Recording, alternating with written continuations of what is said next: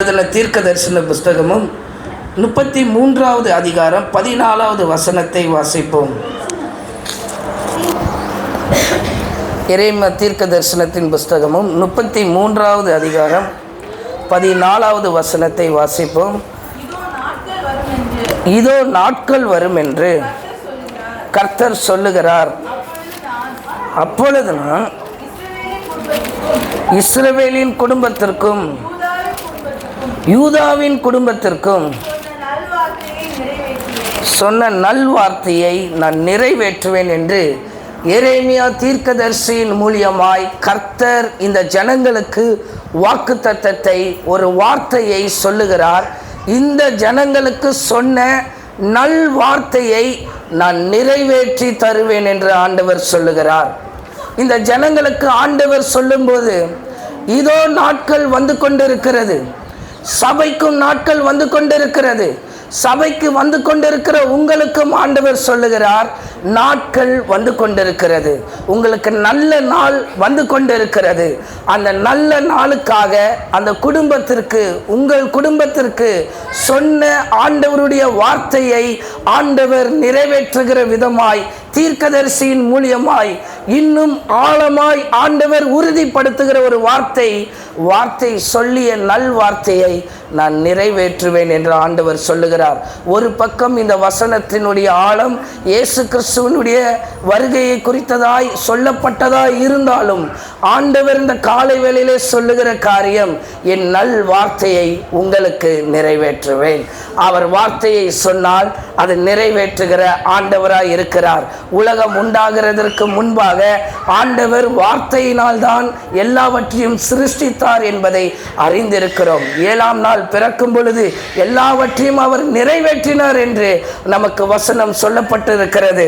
அதே மாத்திரமல்ல, யோவான் எழுதின சுவிசேஷம் 1:1 சொல்லுகிறது, ஆதியிலே வார்த்தை இருந்தது, அந்த வார்த்தை தேவனிடத்தில் இருந்தது, அந்த வார்த்தையே தேவனாய் இருந்தது என்று சொல்லி, இன்றைக்கு இந்த வார்த்தையை நீங்கள் விசுவாசிப்பீர்கள் என்றால், இந்த தேவனுடைய வார்த்தையை நம்பி நீங்கள் கடந்து போவீர்கள் என்றால், ஆமென், அந்த வார்த்தை தான் தேவனாய் இருக்கிறது என்று சொல்லி யோவான் எழுதின சுவிசேஷ புஸ்தகத்தில் நமக்கு போடப்பட்டிருக்கிறதை அறிந்திருக்க வேண்டும். வார்த்தை எதுவாய் இருக்கிறது என்றால் தேவனாய் இருக்கிறது. ஆமென். ஒரு ஸ்லேட்டில் எழுதும் பொழுது பிள்ளைகள் அதை அழித்து மறுபடியும் வேறு காரியத்தை அதை எழுதுவார்கள். ஒரு நோட்டில் எழுதும் பொழுது அதை கிழித்து கூட போட முடியும்.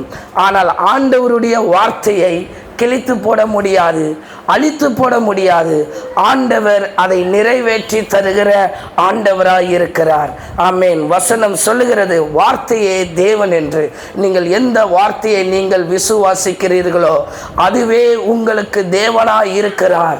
ஆமென். வார்த்தையை நீங்கள் விசுவாசிப்பீர்கள் என்றால் வெறும் வசனத்தை மாத்திரம் நீங்கள் விசுவாசிக்கவில்லை, ஆண்டவரையும் சேர்த்து விசுவாசிக்கிறீர்கள்.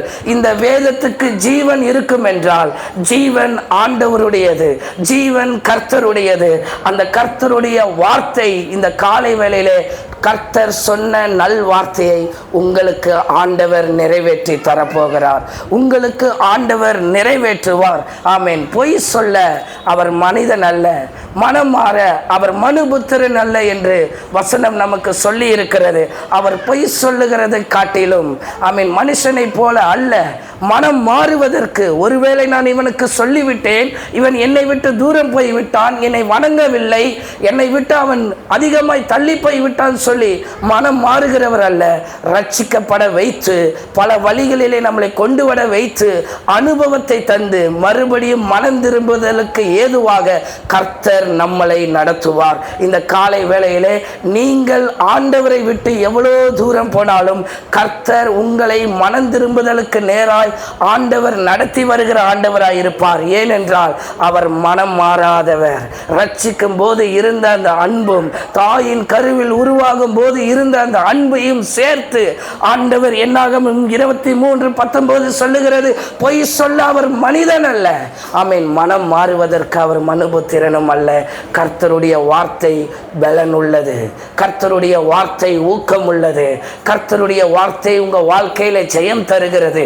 கர்த்தருடைய வார்த்தை உங்கள் வாழ்க்கையில் எல்லாவற்றையும் அது நிறைவேற்றி தருகிறதா இருக்கிறது.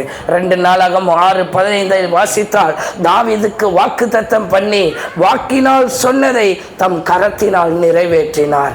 பாருங்கள், ஆண்டவர் எப்படிப்பட்ட ஆண்டவர் என்று நிறைவேற்றி தருகிற ஆண்டவர். ஹல்லேலூயா. எத்தனை சூழ்நிலையில் நடத்தப்பட்டாலும் வாக்கினால் சொன்னதை, தம் வாயினால் சொன்னதை, தீர்க்கதரிசியின் மூலியமாய் சொன்னதை, ஊழியர்கள் மூலியமாய் சொன்னதை அவருடைய கரத்தினால் அதை நிறைவேற்றி தருகிறவராய் இருப்பார். ஊழியர்கள் தவறிவிடலாம், மனிதர்கள் தவறிவிடலாம், குடும்பங்களும் சில வேளையிலே தவறிவிடலாம். ஆனால் கர்த்தருடைய கரம் நிறைவேற்றி தருகிறதாய் இருக்கிறது. இந்த காலை வேளையிலே எரேமியா தீர்க்கதரிசியின் மூலியமாய் சொன்ன வார்த்தையை நீங்கள் விசுவாசியுங்கள். அந்த தீர்க்க தரிசன புஸ்தகத்தில் போடப்பட்ட வார்த்தையை நீங்கள் இந்த காலை வேளையிலே விசுவாசியுங்கள். நான் இந்த குடும்பத்திற்கு சொன்ன நல்வார்த்தையை நிறைவேற்றுவேன், இந்த சபைக்கு சொன்ன நல்வார்த்தையை நிறைவேற்றுவேன், உங்கள் குடும்பங்களுக்கும் உங்கள் தனிப்பட்ட வாழ்க்கைக்கும் சொன்ன அந்த நல்வார்த்தையை நான் நிறைவேற்றுவேன். இதோ நாட்கள் வந்து கொண்டிருக்கிறது என்று ஆண்டவர் சொல்லுகிறதை பார்க்கிறோம். ஆதியாகமத்தின் புஸ்தகமும் 21வது அதிகாரம் 1வது வசனத்தை வாசிப்போம். வார்த்தையை நிறைவேற்றுகிற கர்த்தர் சொன்னதை செய்பவர். ஆமென். அவர் சொன்னதை செய்து முடிக்கிறவராயிருப்பார். வாசிப்போம். கர்த்தர் தாம் சொல்லி இருந்தபடி சாராள் பேரில் கடாட்சமானார். கர்த்தர் தாம் உரைத்தபடியே சாராளுக்கு செய்தருளினார். வசனத்தை கவனித்தீர்களா? கர்த்தர் தாம் உரைத்தபடியே, கர்த்தர் தாம் சொன்னபடியே, கர்த்தர் தாம் சொல்லியபடியே வார்த்தைக்கு ஜீவன் இருக்கிறது என்றால், வார்த்தை தேவனா இருக்கிறார் என்பதை நீங்கள் விசுவாசிப்பீர்கள் என்றால், இந்த காலை வேளையிலே ஆண்டவர் சாராளுக்கு சொன்னதை ஆண்டவர் நிறைவேற்றினார். எவ்வளவோ ஆண்டுகள் ஆனது, எவ்வளவோ சூழ்நிலைகள் சாராளுக்கு வந்தது, கர்ப்பங்கள் செத்து போயினது. ஆனாலும் கர்த்தர் நிறைவேற்றினார். ஆனாலும் கர்த்தர் அவர்களுடைய வார்த்தையை நிறைவேற்றினார், அவளுடைய வாழ்க்கையிலே நிறைவேற்றினார். இந்த காலை வேளையில் ஆண்டவரே, எங்களுக்கு சொல்லப்பட்டதை நீங்கள் நிறைவேற்றுங்கப்பா. சொல்லுவோம், எங்களுக்கு சொல்லப்பட்டதை நீங்கள் நிறைவேற்றுங்க. ரோமர் எழுதின நிருபம் 4:18 வாசித்தீர்கள் என்றால், ஆபிரகாமுக்கு சொல்லும் பொழுது நம்புவதற்கு ஏதுவே இல்லாத ஒரு சூழ்நிலையை கொடுத்த பொழுதும் கர்த்தர் அவர்களுக்கு வார்த்தையை தந்தார். நம்புவதற்கு எந்த சூழலும் கிடையாது. வயது கடந்து விட்டது, கர்ப்பமும் செத்து விட்டது, இவ்வளோ ஒரு வயதானவர்கள் எங்களுக்கு எப்படி ஆண்டவர் கர்ப்பத்தின் கனியை தர முடியும்? வாசிப்போம். ரோமர் 4:18. ஆமென். சந்ததியும் இவ்வளவா இருக்கும் என்று சொல்லப்பட்டபடியே தான் அநேக ஜாதிகளுக்கு தகப்பனாவதை பாருங்க, நம்புவதற்கு ஏதுவில்லாதிருந்த பொழுதும் அதை நம்பிக்கையோட அவன் விசுவாசித்ததை பார்க்க முடிகிறது. நம்புவதற்கு ஏது இல்லாத பொழுதும் அதை விசுவாசிக்கிறது தான் நீங்கள் கர்த்தருடைய வார்த்தையை நம்புகிறதற்கு அர்த்தம். நம்புவதற்கு எல்லாமே இருந்து கர்த்தரை நீங்கள் நம்பினீர்கள் என்றால் ஆண்டவர் அப்படிப்பட்டவர் அல்ல. நம்புவதற்கு ஏதுமே இல்லாத ஒரு சூழல். ஆமென். ஆபிரகாமுக்கு அநேக வேலையாட்கள் இருந்தார்கள். கூட இருந்த வேலையாட்கள் குழந்தை பெற்றுக்கொள்ளுகிறார்கள். அவனுடைய அடிமைகள் குழந்தையை பெற்றுக்கொள்ளுகிறார்கள். ஆனால் ஒரு எஜமானால குழந்தையை பெற்றுக்கொள்ள முடியவில்லை. கர்த்தர் சொல்லி இருக்கிற வார்த்தை மட்டும்தான் அவனுக்கு இருக்கிற ஒரே நம்பிக்கை. உங்க வாழ்க்கையில எந்த சூழ்நிலை வந்தாலும் உங்களுக்கு ஒரு நம்பிக்கை இருக்க வேண்டும். ஆண்டவருடைய வார்த்தை, ஆண்டவருடைய வசனம் உங்க வாழ்க்கையில நிறைவேறும் என்று ஆண்டவர் சொல்லுகிறார். சாராளுக்கு சொல்லுகிறார், நம்புவதற்கு ஏதுமில்லாத ஒரு சூழ்நிலை, எந்த சூழ்நிலையும் கிடையாது. இது ஆண்டவர் சொன்னால் அது நடக்கும் என்பதை நீங்கள் முழு மனதோடு விசுவாசிக்க வேண்டும். ஆனால் நம்புவதற்கு எந்த சூழலும் அதில் இருக்காது. ஆமென். எந்த மருத்துவமனைக்கு போனாலும், எவ்வளோ பெரிய தலை சிறந்த மருத்துவர் உங்களுக்கு மருத்துவத்தை பார்த்தாலும், ஆமென், கர்ப்பத்தை ஆமென் கர்த்தரால் மாத்திரம்தான் திறந்து கொடுக்க முடியும். ஆமென். அநேக குழந்தைகள் இடையிலே நிறைய குழந்தைகள் பிறக்கிறாங்க. இப்போ ஹாஸ்பிட்டலில் சொன்னாங்க, என்னதான் நாங்கள் பிரசவம் பார்த்தாலும் கடவுள் கொடுக்கிறது தான். கடவுள் கொடுக்கிறது தான் அப்படின்னு சொல்லி ஒரு மருத்துவரே ஸ்பெஷலிஸ்ட்டே அதை சொல்ல முடிகிறது. ஆமீன். இந்த காலை வேளையில் யாராலையும் செய்ய முடியாதை கர்த்தரால் செய்ய முடியும். ஆனால் நம்புவதற்கு எந்த சூழலும் இல்லையா? உங்களுக்கு இருக்கிற ஒரே வழி ஆண்டவருடைய வார்த்தையை விசுவாசிக்கிறது, ஆண்டவருடைய வசனத்தை விசுவாசிக்கிறது, ஆண்டவருடைய கரத்தை நம்பி இருப்பது. அடுத்த வசனத்தை வாசிப்போம். 19வது வசனம். அவன் விசுவாசத்திலே பலவீனமாய் இருக்கவில்லை. அவன் ஏறக்குறைய 100 வயதுள்ளவனாய் இருக்கும் பொழுது தன் சரீரம் செத்து போனதையும் சாராளுடைய கர்ப்பம் செத்து போனதையும் எண்ணாதிருந்தான். செத்து போனது, கர்ப்பம் செத்து போய்விட்டது. கர்ப்பத்துக்கு இன்னும் உயிரில்லை. உங்கள் வாழ்க்கையில் ஆண்டவர் கொடுத்திருக்கிற சூழ்நிலையில் செத்து போனதாக இருக்கலாம். உங்கள் எதிர்காலம் செத்து போனதைப் போல இருக்கலாம், மடிந்து போனதாக இருக்கலாம். ஆனால் மடிந்ததையும் வார்த்தை உயிர்ப்பிக்கப்பட முடியும் என்கிற நம்பிக்கை, விசுவாசம் உங்கள் வாழ்க்கையிலே அதிகமாக இருக்க வேண்டும். இந்த காலை வேளையில் கர்த்தர் அதை தான் சொல்லுகிறார். செத்து போனது, இதுக்கு மேலே நான் போய் பேசி ஒரு பிரயோஜனமும் அல்ல, இதுக்கு மேலே நான் போய் முயற்சி பண்ணி ஒரு பிரயோஜனம் அல்ல. பாஸ்டர், எல்லாமே இழந்துட்டேன் பாஸ்டர், எல்லாத்தையும் அனுபவிச்சிட்டேன் பாஸ்டர், எல்லாமே நான் முடிச்சிட்டேன் பாஸ்டர், இதற்கப்புறம் நான் அவங்கக்கிட்ட போய் பேசி பிரயோஜனம் அல்ல, இதற்கப்புறம் நான் அவங்கக்கிட்ட போய் நின்று பிரயோஜனம் அல்ல. இல்லை, வார்த்தையை நீங்கள் விசுவாசிப்பீர்கள் என்றால் செத்த காரியத்தை ஆண்டவர்னால் உயிர்ப்பிக்க முடியும். செத்த சகோதரத்துவத்தை ஆண்டவர்னால் சேர்த்து வைக்கப்பட முடியும். செத்து போன எல்லா உறவுகளையும் ஆண்டவர்னால் உயிர்ப்பிக்கப்பட முடியும். ஆமென். செத்து போன ஒரு கர்ப்பத்தை ஆண்டவர் ஒரு ஆண் பிள்ளையை பெற்றெடுப்பதற்கு ஒரு வார்த்தை அவனுக்கு விசுவாசமாக இருக்கும் என்றால் கர்த்தர் உங்களுக்கு சொல்லுகிறார், நான் சொன்ன நல்வார்த்தையை உங்களுக்கு நிறைவேற்றுவேன். தீர்க்கதரிசியின் மூலியமாய் சொன்னது போல உங்களுக்கு இந்த காலை வேளையில் நான் சொன்ன நல்வார்த்தையை நிறைவேற்றுவேன். செத்து போனது என்று கவலைப்படாதீர்கள். பிள்ளை செத்து போனது, ஏன் போதகரை வருத்தப்படுத்துகிறீர்கள் என்று அநேகர் இயேசுவின் இடத்துல வந்து சொன்னார்கள். ஒரு சின்ன பிள்ளை மரித்து போனது. எல்லாரும் சொன்னார்கள், ஏன் போதகரை வருத்தப்படுத்துகிறீர்? ஏன் இயேசுவை இன்னும் கும்பிட்டு கொண்டு இருக்கிற, இன்னுமே இயேசுவை வணங்கி கொண்டிருக்கிறாய்? அதுதான் உன் வாழ்க்கை செத்து போய்விட்டது, உன் சந்ததி தான் செத்து போய்விட்டது. உனக்கு இருக்கிற சாபத்திற்கு ஏன் இயேசுவை வருத்தப்படுத்தி கொண்டிருக்கிறாய் என்று சொன்ன பொழுது ஆண்டவர் என்ன சொன்னார் தெரியுமா? இப்படிப்பட்ட ஜனங்களை எல்லாம் வெளியே அனுப்பிவிட்டு சிறு பெண்ணை எழுந்திரு என்று ஒரு வார்த்தையை ஆண்டவர் சொன்னார். ஹல்லேலூயா. அவர் செய்த வார்த்தை, அந்த பிள்ளை செத்து போனதாக இருந்தாலும் மறுபடியும் அவள் எழுந்து சாப்பிடுகிற தக்க அளவுக்கு கர்த்தர் அதிசயமான, ஆச்சரியமான, பிரமிப்பான காரியத்தை ஆண்டவர்னால செய்ய முடியும். இவன் வாழ்க்கை செத்து போனது என்று நினைத்திருக்கலாம், ஆனால் கர்த்தர் அவனை கொண்டு ஆச்சரியமான, பிரமிப்பான காரியத்தை கர்த்தருடைய வார்த்தை செய்ய முடியும். ஆமென். பலத்தினால செய்ய முடியாது, ஆமென், நம்மளுடைய திறமையினால செய்ய முடியாது. ஆனால் கர்த்தருடைய வார்த்தை அதை செய்து முடிக்கும் என்பதை நீங்கள் அதிகமாய் விசுவாசியுங்கள். ஆண்டவரே, என்னால் செய்ய முடியாதப்பா, ஆனால் உங்களால் செய்ய முடியும். என்னால் நடத்த முடியாதப்பா, ஆனால் உங்களால் நடத்த முடியும். எனக்கு திறமை இல்லைப்பா, ஆனால் உங்களால் செய்ய முடியும். நான் இன்னும் எத்தனை பேர்கிட்ட அலைந்து திரிய வேண்டும், ஆனால் உங்களால் செய்ய முடியுன்ற வார்த்தை, விசுவாசம் உங்களுக்குள்ளே இருக்கும் என்றால் தீர்க்கதரிசி சொன்னது போல நான் இந்த குடும்பத்திற்கு சொன்ன நல்வார்த்தையை நிறைவேற்றுவேன். இந்த சபைக்கு சொன்ன நல்வார்த்தையை ஆண்டவர் நிறைவேற்றுவார். 20வது வசனத்தை வாசிப்போம். அடுத்த வசனத்தை, அதே அதிகாரம், வாக்குத்தத்தத்தை குறித்து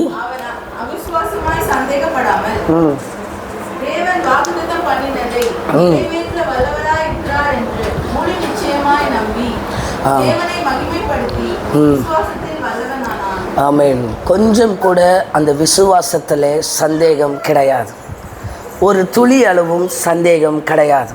ஆனால் சந்தேகப்படுவதற்கு 100% வாய்ப்பு இருந்தது.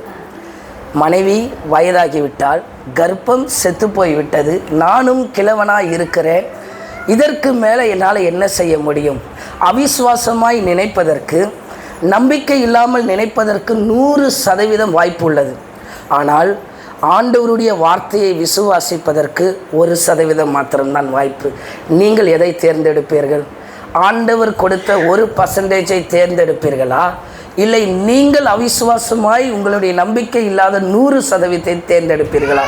100% மனிதர்கள் அந்த 99% தான் தேர்ந்தெடுப்போம். ஆண்டவரே, நான் என்ன செய்கிறது? அப்பா, எல்லாம் என்னை விட்டு போயிருச்சுப்பா, என்கிட்ட இப்போ எதுவுமே இல்லை, நான் இழந்திருக்கிறேன் அபிஷேகத்தை, என்னுடைய காரியங்களை எல்லாவற்றையும் நான் இழந்திருக்கிறேன்னு சொல்லி புலம்ப ஆரம்பிப்போம்.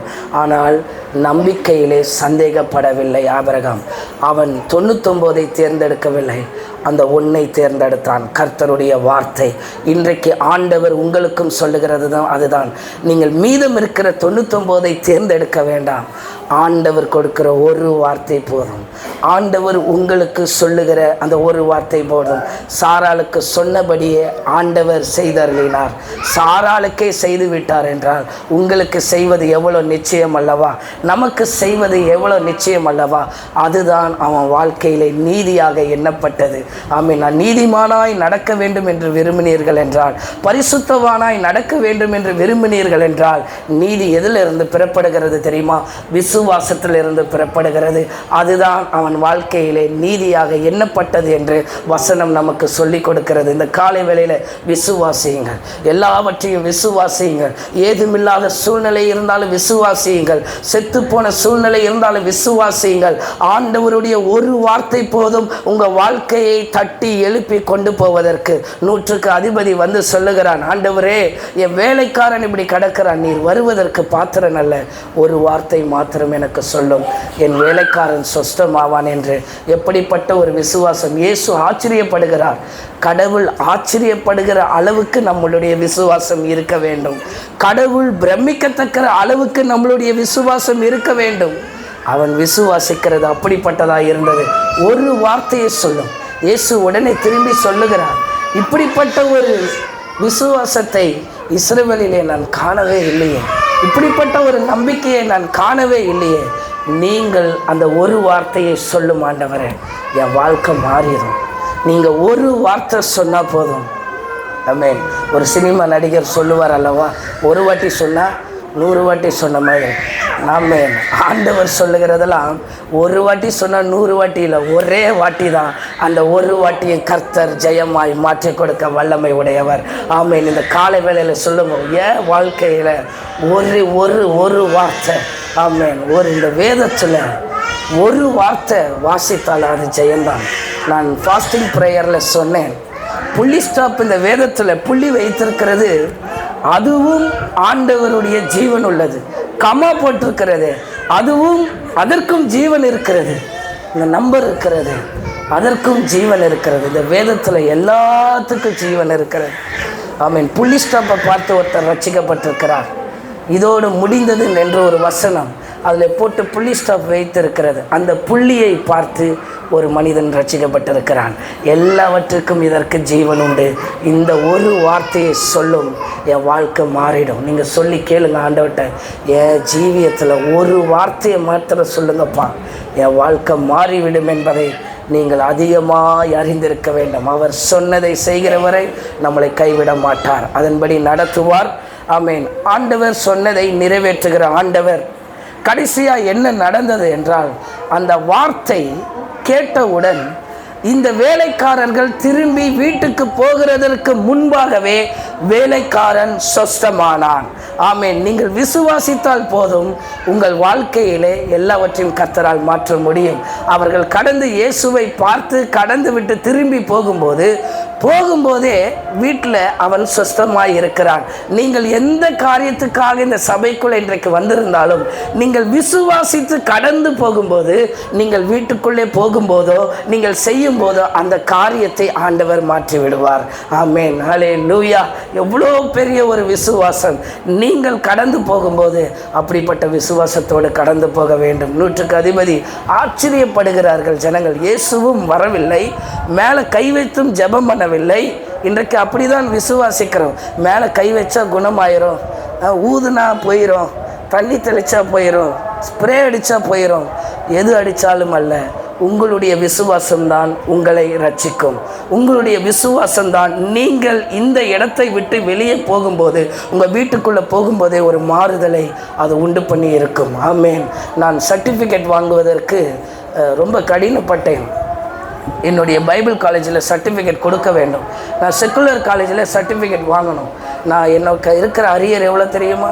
இப்போ காலேஜில் நான் தான் 2வது இடம். 32 அரியர். மொத்தம் இருக்கிறதே 38 சப்ஜெக்ட். 32 சப்ஜெக்டில் அரியர் வச்சவனை ஆண்டவர் இன்றைக்கி பிரசங்கிக்க வைக்கிறார். 32 அது வாங்குவதற்கு சில பணம் தேவைப்பட்டது. நான் ஆண்டவரிடத்தில் ஜெபம் பண்ணி கடந்து போனேன்.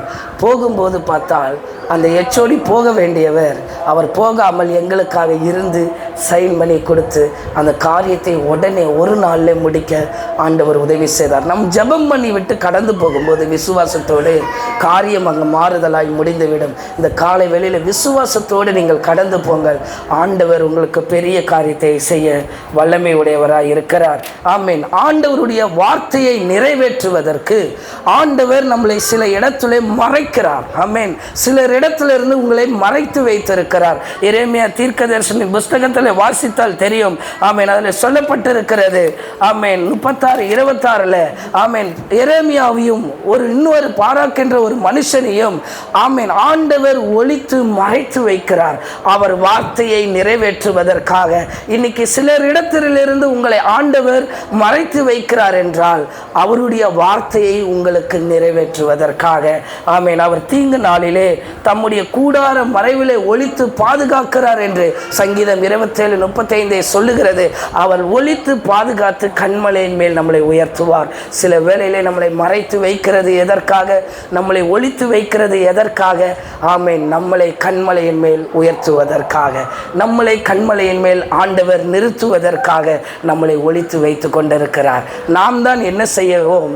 அவிசுவாசத்தின் நிமித்தமாய் நம்மளை நாமளே காண்பிக்க விரும்புவோம், நம்மளை நாமளே வெளிப்படுத்த விரும்புவோம், நம்மளுடைய திறமைகளை வெளியே கொண்டு வர விரும்புவோம். ஆனால் கர்த்தர் ஏற்ற வேலையை வைத்திருக்கிறார். நம்மளை ஒளித்து ஒளித்து ஒளித்து பாதுகாக்கிறதற்கு காரணம் கர்த்தருடைய வார்த்தை நிறைவேற்றுவதற்காக. இந்த தீர்க்கதரிசியை கொலை செய்வதற்காக அந்த ராஜா அநேக ஆட்களை எழுப்பி கட்டளையிட்டான். ஆனால் கர்த்தரோ அவர்களை மறைத்தார். அந்த வசனம் எடுத்திருந்தால் அந்த லாஸ்ட் பகுதியை வாசிங்க. எரேமியா 36:26 ஆமென். லாஸ்ட் பகுதி. கர்த்தர் ஆமென். ஆனாலும் கர்த்தர் அவர்களை மறைத்தார். வார்த்தை நிறைவேறுவதற்காக ஆண்டவர் உங்களை சில இடங்களிலே மறைத்து வைக்கிறார்.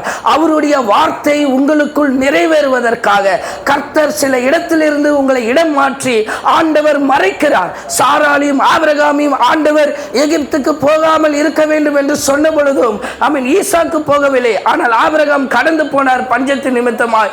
ஆனாலும் அங்கிருக்க போராட்டங்களின் நிமித்தமாய் அந்த ராஜாக்கு முன்பாக ஆண்டவர் சாராளையும் ஆபிரகாமையும் ஆண்டவர் மறைத்தார். இன்னைக்கு நம்மளையும் ஆண்டவர் மறைக்கிறதற்கு காரணம் கர்த்தருடைய வாக்குத்தத்தம் மாத்திரமல்ல, ஆண்டவருடைய வார்த்தை நிறைவேறுவதற்காக. வாக்குத்தத்தம் வேற, பிராமிஸ் வேற, வேர்டு வேற. ஆமீன். சத்தியம் வேற. ஆமீன். இதில் இருக்கிற வார்த்தைகள் வேற. நான் வாக்குத்தத்தத்தை பற்றி சொல்லவில்லை, வார்த்தையை பற்றி சொல்லிக் கொண்டிருக்கிறேன். வாக்குத்தத்தம் என்பது உங்களுக்கு உறுதியாய் கொடுக்கப்படுகிற ஒரு சத்தியம். ஆனால் வார்த்தை என்பது அது லேசானது. ஆனால் அதை பிடித்தீர்கள் என்றால் அது பயங்கர பலனுள்ளதாய் உங்கள் வாழ்க்கையிலே அது இருக்கும் என்பதை நீங்கள் அறிந்திருக்க வேண்டும். ஆமீன். ஈசாக்கையும் ரெபேக்காவையும் ஆண்டவர் அப்படிதான் எகிப்துக்கு போகாமல் ஆண்டவர் மறைத்தார். பவுலையும் சில இடத்துல ஆண்டவர் மறைக்கிறார். இயேசுவையும் சில இடத்துல பிதாவாகிய தேவன் மறைக்கிறார். காரணம் என்னவென்றால் அவருடைய வார்த்தை நிறைவேறுவதற்காக. இயேசுவை கல்லெறிய வேண்டும் என்று சொல்லி ஜனங்கள் எல்லாம் சுற்றி நின்றார்கள். இயேசு அவர்களை விட்டு மறைந்து போனார் என்று வசனம் இருக்கிறது. ஏன் மறைந்து போனார் என்றால் வார்த்தையை நிறைவேற்றுவதற்காக.